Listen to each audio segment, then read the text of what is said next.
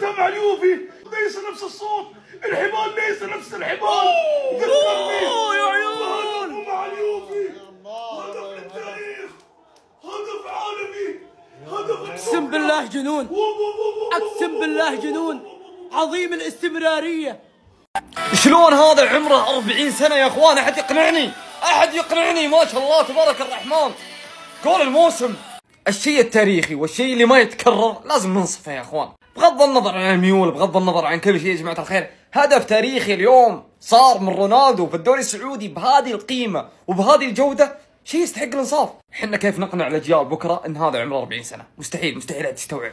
انا اللي عمري 40 سنة، انا اللي عظامي بتتكسر يا اخوي، مو بنت. تابعت المباراة كاملة يا اخوان. رونالدو كان 90 دقيقة سيء، طلع بالهدف ذا في اخر ثانية في المباراة، وهذه ما لها الا معنى واحد: رونالدو في الملعب لا تستغرب اي شيء الين تصفر نهاية المباراة. كل محبين كرة القدم انا متأكد انهم استمتعوا بالجول ذا اليوم. مبروك يا نصر ويستا، مبروك يا تستاهلون. انا اللي اعرفه الذهب لا يصدع، مادة الذهب هي اللي ما تصدي، بس الاوادم يصدوا مع مرور السنين ومع مرور العمر.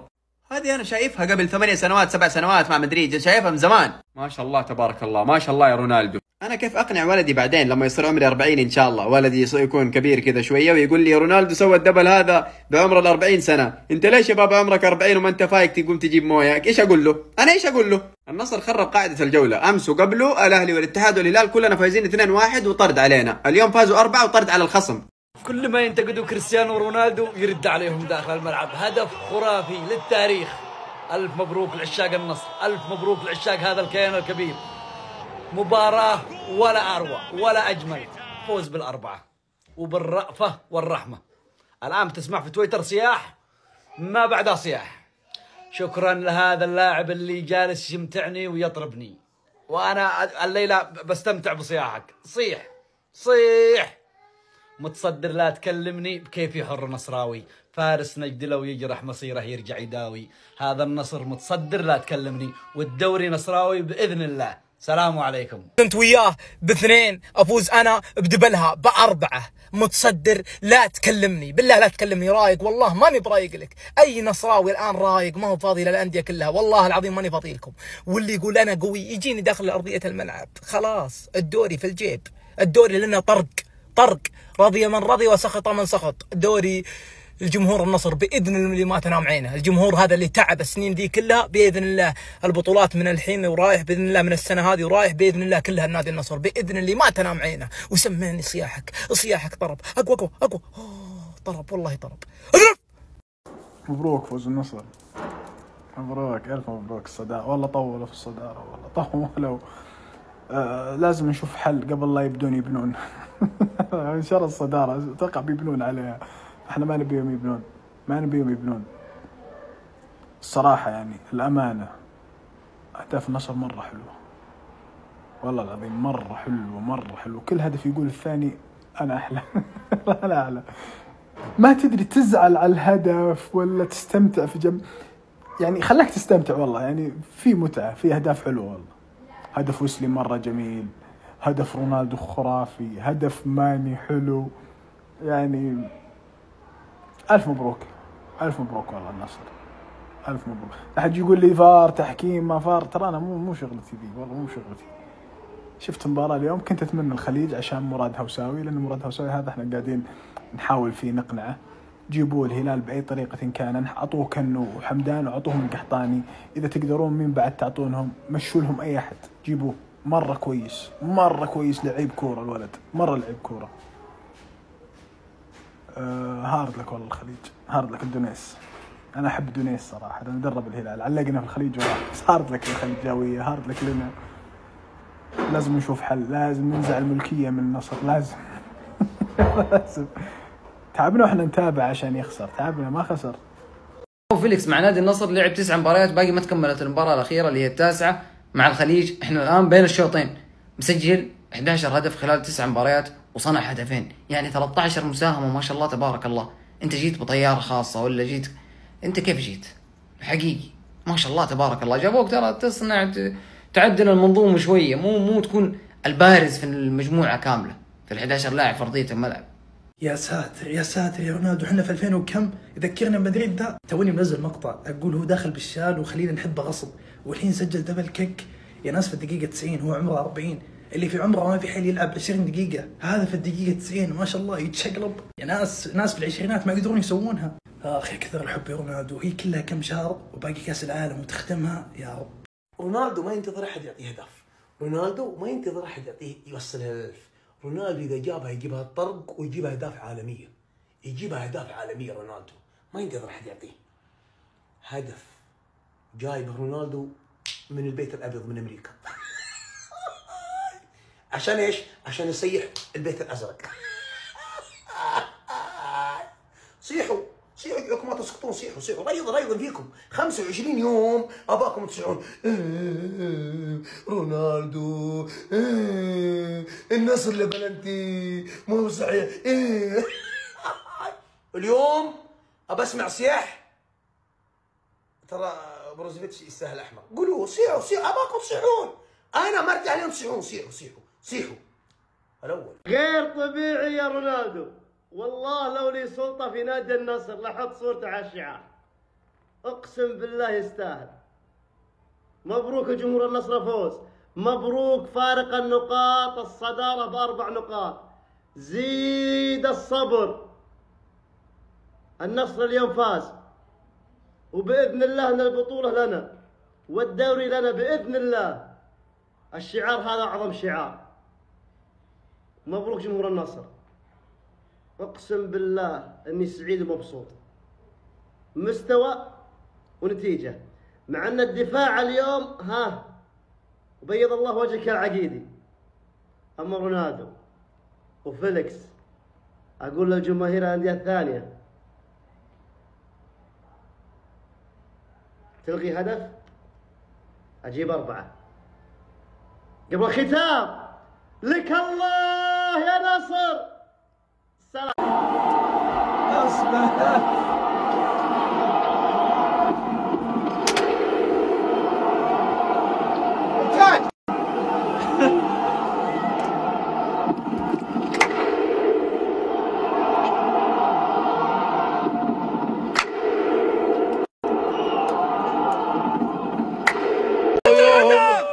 عثمان والله ياهو مجرم الدول من الاهداف المقاطعه. سيب ولا والله ياهو هدف. شفتوا بحبه؟ اعوذ بالله يا الدول. حق فانتس ابو فاي. والله ياهو جول. اعقال يا روحي يا روحي. شوف والله ياهو هدف يا ناس.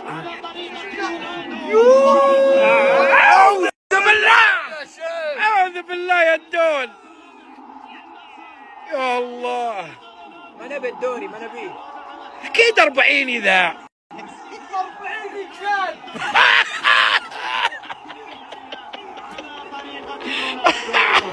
انتهت المباراة خيرها وشرها. مبروك للنصر وهارد لك للخليج. صراحة كنت متوقع ان الخليج اليوم عنده كلمة ويفعلها من اجل الهلاليين، لكن خذلونا صراحة. بروزو المفروض ينطرد يوم يمشى فيه. منو؟ بروزو ما طرده، والمدرب درى عنه وراح اسحبه عشان ما ينطرد. لا اللي سجل هذاك اللاعب ترى عادي. كان اللي سجل الهدف انا سجلت الهدف. اي لاعب اللاعب اللي سجل الهدف انا سجل مثل عادي الهدف. حركات الجنان انت بعد لا ترد. ايش دخل؟ ما قلت شيء انا. انت تقول هذاك اللاعب كريستيانو وعمك وعم عيالك. هذاك اللاعب عمك وعم عيالك. هذاك اللاعب هدف ترى عادي كلنا نسجل مثله. اسكت بس اسكت تورقم. في النهايه هدف عادي ايش شغلنا؟ هدف انا اسجل مثله. يعني قصدك ان الرجال معطي الهدف اكبر من حجمه؟ اسمع هاي مشكلته. ترى يعجبني السياحه اللي فيها. ابيك تزيد تدري انت الحين وين النصر؟ فصداها انت وينك؟ خلاص بس اسكت. دوري طويل. بس الدوري طويل بيجيهم. هاي فريق هاي جميع الانديه في الدوري، هاي فريق اذا انت واثق فريق ما شفت 12 يناير امس ما شفته يوم الفتح سجل بلنتي قوم الدنيا كذا. الوعد قل له ايش؟ 12 يناير هو والدون. بس ارجع واقول ترى الهدف عادي وكلنا نسجله. الايمن على طول للبريك، بيفكر يفوت ويعدي، نجح بالتمويه والمرور كذلك والعرضيه كذلك. اوبا خرافي مذهل مو على شيء والله، لكن من الهدف الذاكره الجميل هدف الرائع الذي سيبقى في ذاكرة عشاق كرة القدم. إنه هدف لا تراه في كل مباراة ولا في كل نهائي ولا في كل حدث تاريخي. من ليش؟ والله النصر مرة ما سوى زين. الله يحبس، 2-1 كرت احمر ما معه، 4-1 كرت احمر، بس الكرت الاحمر مو معه، معه. اخوي في اللوم مبدئيا كذا انا احسدك على شيء والله، يعني انت صبرت ونلت. لا ما نلت يعني بطولة وده فليكس، انت نلت ترى. اخوي في اللون الراجل ده ولد صغير املط، حيطول معك، جالس مطول معك، وترى هذا مكسب، ترى هذا حق صبرك، انت صبرت ونلت والله. فليكس ده مصيبة يا اخوان، مصيبة ما شاء الله تبارك الله. والله يا عيال هذا شيطان شطة. هذا مو النصر ما شاء الله تبارك الله، هذا بايرن ميونخ يا اخوان ما شاء الله، في الضغط العالي قوي، في الفرديات قوي، في كل شيء قوي. عندك اليوم جواو فيليكس المرعب يا اخوان، رجع لين ورا، قطع الكوره ورجع ناول وسجل هدف اليوم. تبغى نتكلم لك على العقيدي اللي ما شاء الله تبارك الله انفرادات يصد ويلعب برجله مره كويس ما شاء الله تبارك الله، وماني اللي سجل هدف مرعب، وويسلي اللي سجل هدف مرعب، وكريستيانو سجل هدف فوق المرعب. النصر اللي مستمر في الصداره وجالس يجلد الانديه كل اللي يشوفهم بالاربعه بالخمسه ما في الا جل. للامانه النصر كمنظومه مرعب، وكفرديات مرعب، وكضغط عالي مرعب، وكاسلوب لعب مرعب، فصراحه موسم نصر مرعب.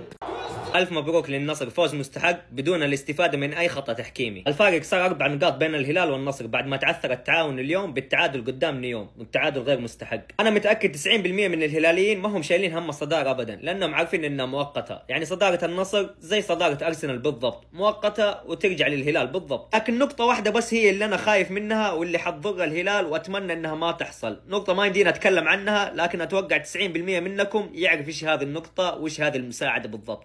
اقص يدي اذا كان ذا عمره 40، اقص يدي يا عيال، مو طبيعي، رونالدو مو طبيعي. طبعا الدبل ما حد يسويه في الحياه الا رونالدو، يعني سوى قدام اليوفي وسوى قدام الخليج، اقسم بالله الهدف هذا اطلق من حق اليوفي بوجهه نظري الصراحه. اعطونا وجهه نظركم، وكريستيانو افضل يا شيخ. يا لطيف يا الله يا اخوان، اقسم بالله رونالدو اشك انه يتعامل بالذكاء الاصطناعي، مو معقول التركيز الدقيقه لك 90 دقيقة قاعد تلعب، كيف تسوي الحركة دي؟ صح رد؟ مستحيل، اقسم بالله مستحيل. والله هدف والله يا ابوي رجعونا النصر القديم، رجعونا النصر هذاك اللي نفوز عليه كلنا ويفوز بالقوة وانت بس يتهاوش مع الحكام، ما نبغى النصر هذا. مين اللي يقول النصر بس في البدايات يفوز 4؟ يا عمي بيفوز خلاص بخلص الدوري. ايش فيكم انتم؟ ايش ما نبغى النصر ذا؟ انا ما ابغى والله العظيم. بعدين من يقول جواو فيليكس هذا قزازه هي اصاباته كثير ولا هذا وجاي ياخذ فلوس. يا عمي افضل لاعب الدوري السعودي الحين جواو فيليكس، اقسم بالله العظيم افضل لاعب سعودي حسبي الله عليكم. انتم من ايش سويتوا الفريق؟ ما شاء الله تبارك الله، ما شاء الله تبارك الله. ايش هذا؟ بعدين انتم من علمكم على ار2 دي؟ ما كنتوا تعرفونها، انتم ما كنتوا تعرفون الا ار1 بس تجرون. ار2 هذه اللعبه اللي زي كذا من علمكم عليها؟ لا حول الله ولا قوة الا بالله، قسم بالله العظيم. ايش ذا الفريق؟ نفسي اعرف من يعطيك العقال، هو العقال هذا السبب انك تسوي زي كذا فينا. جننت انا، عمرك 41 سنة ومسوي دبل زي كذا، اللي عمره 14 ما سواه، ما شاء الله تبارك الله. يا عمي شوفوا ايش يتمرن ذا، شوفوا ايش يتمرنوا زيه، شوفوا ايش يسوي، راقبوه، غشوا منه، غشوا الحركات اللي يسويها، غشوا زيه. يعني نط فوق مترين ما شاء الله تبارك الله. لكن اللي يعطيه العقال هذا والله العظيم بضربكم العقال، شيلوا العقال من عنده، هو يتحمس اذا جاء العقال يتحمس. جاء الشتاء يعني يبغى لك عطور شتويه كذا ريحتها حلوه، براند سار العطور العالميه، عطور باسعار اقل من اي مكان، واصليه ومضمونه. الرابط في البايو، واستخدم كود الخصم FH. كل شيء ممكن يتغير في هذه الحياة إلا انهاء كريستيانو رونالدو. كفاية يا رجل خلاص، والله هدف بوشكاش يا رونالدو. رونالدو ما في أي أحد مصدق اللي حصل في أرضية الملعب. هو طبيعي إنه رونالدو يسجل هذه الأهداف التاريخية، لكن الكل قام من مكانه، الكل مصدوم وما ألومهم والله. هدف للتاريخ، رونالدو لا زال يكتب التاريخ، وهالموسم تحديدا أهداف رونالدو قاعد تحلى أكثر وأكثر. يعني كلنا شفنا الهدف التاريخي اللي حسم مباراة الفتح، واليوم رونالدو يسجل هدف تاريخي ثاني على الخليج. مستحيل يا رجل. الهدف ال1000 والله مسألة وقت، وأنا متأكد من هالشيء. ما راح نوصل سنة 27 إلا ورونالدو مسجل الهدف 1000، مثل ما راح ننتهي من سنة 25 إلا وفارس الغامدي يوصل نص مليون بإذن الله. إضافة متابعة للمزيد وصلوا على النبي. يا ناس والله شيء مو طبيعي، النصر يفوز اليوم ب4-1 على الخليج. اللي يقولون واللي يتكلمون يقول الخليج بيفوز على النصر، اللي بيعثر النصر اليوم ب4-1 وبهدف تاريخي من رونالدو وبأداء تاريخي من جواو فيليكس. أنا من يوم عرفت أن جيسوس درب النصر عرفت أن النصر راح يعيش أفضل أيامه في تاريخ النادي يا شيخ. الجوهرة جواو فيليكس الأمتع والأفضل في دورينا هذا الموسم حتى الآن. يا ناس اليوم من لا شيء خذ الكرة من مدافع الخليج، عطاها ويسلي، سجل ويسلي هدف جدا أسطوري. هذا غير الهدف اللي سجله وألغى عليه، وغير الهدف الثاني اللي سجله وانحسب له. فأما عن كريستيانو رونالدو تمر السنين ورونالدو ثابت بمستواه التاريخي والإعجازي.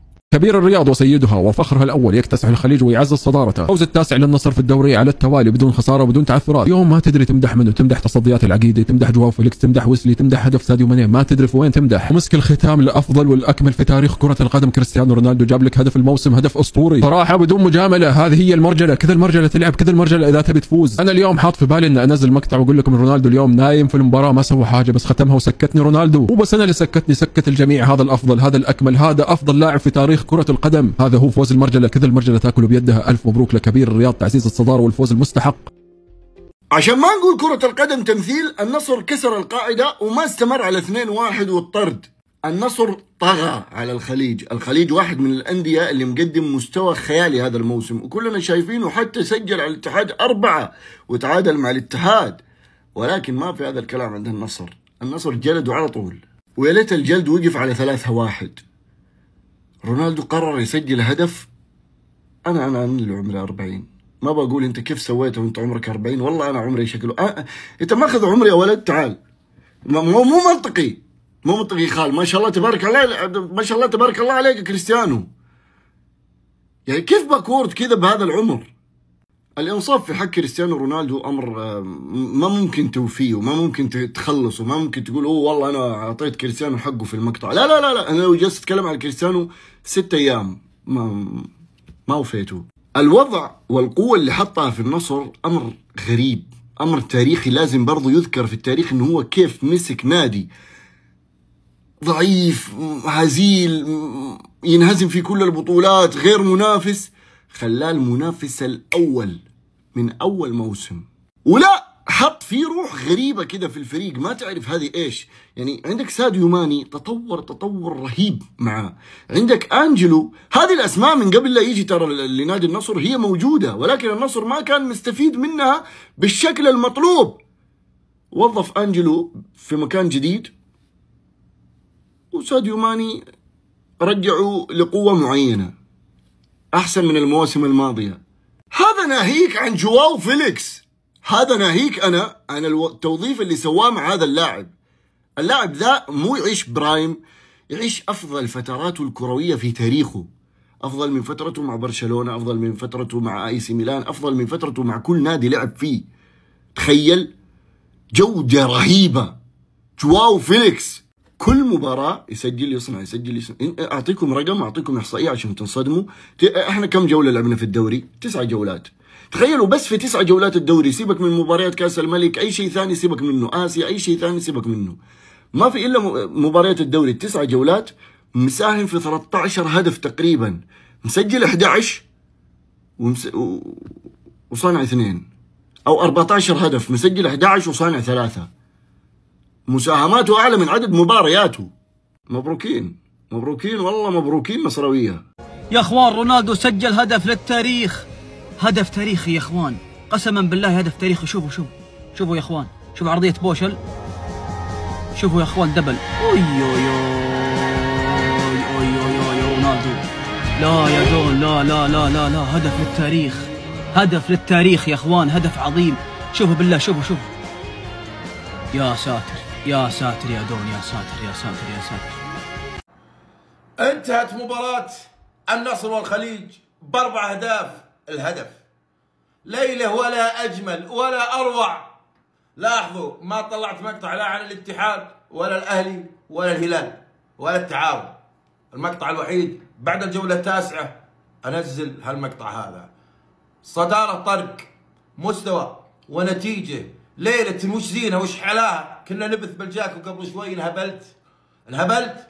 الحضور الجماهيري وصل الرقم قوي جدا بهالملعب، 26,003 مشجعين. النصر يصل للنقطة 27. النصر بصدد رقم تاريخي ما شاء الله بدون أي تعثر، علامة كاملة واهداف كل واحد يقول الزود عندي. والله اقسم بالله ابي يهزم اليوم، وفاتح البث بالجاكو امام العالم ابي النصر يهزم، بس نعطيه حقه.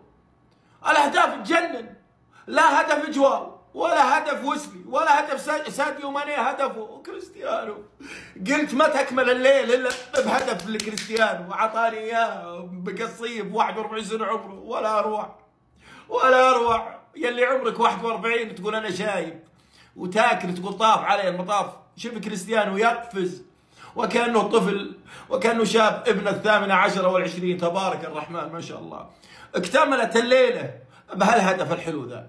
الليله حلوه، اجواء ولا اروع، شتويه، فريقهم متصدر، وانعكس هذا بالايجاب على الحضور الجماهيري. الجماهير بحاله صخب كل المباراه. الاجواء اجواء بطل يا عيال. لو يوفر النصر بالشتويه محور هجومي بجوار بروزوفيتش. تعامل جيسوس مع هالمباراه دي بواقعيه، وسحب ايمن يحيى وبروزوفيتش. كان عندهم كروت بالتوقيت المناسب بظل ارتفاع النسق عند نادي او فريق الخليج للتعويض، فسحبهم. شاف الدعوه صارت بالثلث الثاني صراعات، والخلل عند ايمن يحيى بعد ما اخذ كرت اصفر شاله وشال بروزوفيتش، ودخل بوشل خلف ساديو مانيه، واوعز لساديو مانيه انه يغطي عيوب بوشل، وشفنا ساديو مانيه تألق اليوم. الفريق كله ولا اروع. كمعدل ركض اقلهم كريستيانو واقلهم موسلي، والمفارقه العجيبه ان هالاثنين يجيبون اهداف ولا اروع. النصر تصدر الترتيب باستحقاق وجداره الأخذ بعين الاعتبار من وجهة نظري المتواضعة، من بضليع باللقطات التحكيمية. أرى هدف النصر الأول فوق الكوع اليد، المنطقة المحظورة من الكوع وتحت، هذه فوق واضحة يلغيه. وهذا الحلو بالمباراة أن النصر بعد إلغاء الهدف الشرعي هذا كان حاضر ذهنيا، وعوضها جواو فيليكس ووعز المدرب قال كذا اللقطة ذيك، فكان الفريق حاضر ذهنيا. لاحظ ان المباراة ما بعد توقف، ويظهر النصر بهالحضور الذهني العالي، بهالحضور البدني الحلو، المعدل اللياقي مرتفع. جيسوس والمعدل البدني اللي عندهم. يظهر النصر بهالرغبة وجماهيره تحضر بهالعدد، مشتاقة الفريق بعد 11 يوم. مبروك للنصر ومبروك للنصراويين. صدارة، طارق، تحمي تسبدي. انا اول واحد كوني ابي هالفريق هذا يهزم ويكسر، لكن رد علي داخل المستطيل. مهما كان نعطي الفريق الحلو حقه. كريستيانو ختمها نقطة. عقد الجمال كله اكتمل من قصية كريستيانو. مبروك لكم، تستاهلون. باي. هذا الدون نبي تفسير منطقي.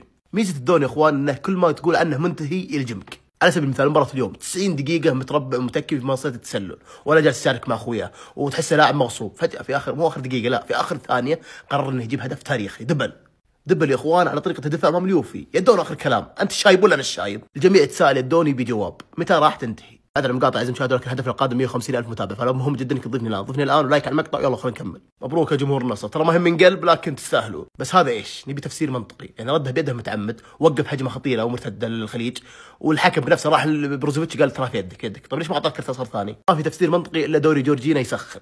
بعدين يا اخوان مع هذا اللاعب، اخوان فيليكس عنده ميزه انا ما ادري وش هي، او اعرف وش هي بس ما ودي امدح. يخش المباراه ما في راسنا شيء واحد بس، انه بساهم بالرضا ولا بالغصب. تلغي لي 50 هدف بسجل 50 هدف. على سبيل المثال اليوم سجل هدف وتم الغائه، وش قال؟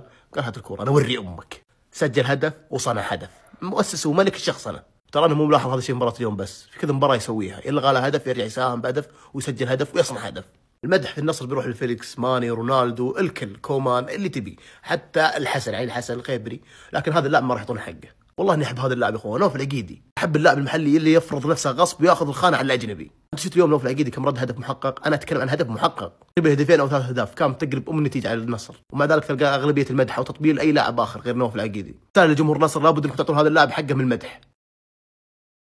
اللعب الهجومي يخليك تسجل اجمل اهداف الموسم، من رونالدو، من ماني، من جواو، من يخليك تستمتع. انا هلالي صميم والله، لكن كلمه الحق دائما اقولها، الكرة الهجومية تخليك تشاهد مباراة ممتعة. النصر هذا الموسم قاعد يقدم لنا مباريات من أجمل مباريات، 9 مباريات 9 فوز بدون أي خسارة، أكثر من سجل وأقل من استقبل. يا أخي فريق يا أخي مرتب. جيسوس عرف كيف يرتب المنظومة. لا أحد يقول لي الدون منتهي، الدون عمره 41 سنة، شوف كيف سجل هدف الدقيقة 95 بمقصية خرافية. جابوا جواو واللي سوى الحفلة وسوى كل شيء، الخلطة كلها في جواو، صانع المتعة وصانع الإثارة. يا أخي أقسم بالله فريق ممتع. يا أخي اضغط على الخصم وسجل عليه وخله يسجل فيك، لكن راح تسجل عليه. النصر هذه السنة غير، النصر المرة هذه عرفنا قيمة جيسوس، اللي عرف كيف يوظف العناصر، عرف كيف يضغط على الخصم. الخليج من أفضل الفرق حاليا في الدوري، ولكن النصر وجيسوس عرف كيف يربيه، عرف كيف خليه لا تضغط على النصر، تضغط عليه بسجل فيك 1 و2 و3 و4. جواو وماني وكريستيانو وكل العناصر موجودة. النصر من عالم آخر، النصر من عالم آخر والله. واضح التأثير يا رونالدو، ان زيارة البيت الأبيض يعني خلتك يعني تعطيك تحفيز. يعني جماعة الخير جاب هدف، هذا عمره اللي يقول انه 40 غلطان، هذا تقول عمره 21، يركض ما تعب طول المباراة. أشهد أن لا إله إلا الله. يا مسلمين ايش اللاعب هذا اللاعب ما هو صح يا مسلمين. جاب جول ما يجيبه واحد عمره 18 سنة، وهو يعني في قمة احتراف اللاعب ذا، ما يجيب جول زي اللي جابه رونالدو.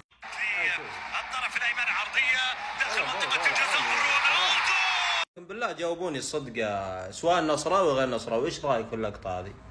ترى هذا بروزوفيتش عليها كرت اصفر، وجاته الكرة هذه عطاها كذا، عرفت اللي عطاها بيده. الحكم ما رجع الفار، الحكم وجلس وتكه في الاخير قال يلا لعبوا ما في شيء. يا مسلمين مو طبيعي اللي قاعد يصير. يعني لو ان بروزوفيتش يعني طلع من اخذ كرت احمر، خلاص كان الخليج بيقدر يرجع. مراد هوساوي اليوم لاعبنا المستقبلي يلعب فيكم لعب والله.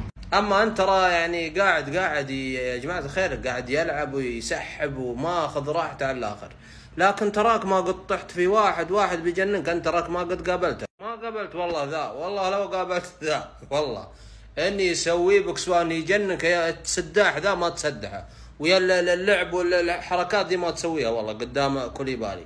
لكن من حسن حظك هي ترى يعني كوينسز على ما قالوا، هي يعني صدفه جات انه يعني انه يلعب في كاس افريقيا هو بولا. شوف يعني سبحان الله المباراه هذه يعني جات يوم كوليبالي وبونو الافضل عندنا بالهلال يعني ما يشاركون.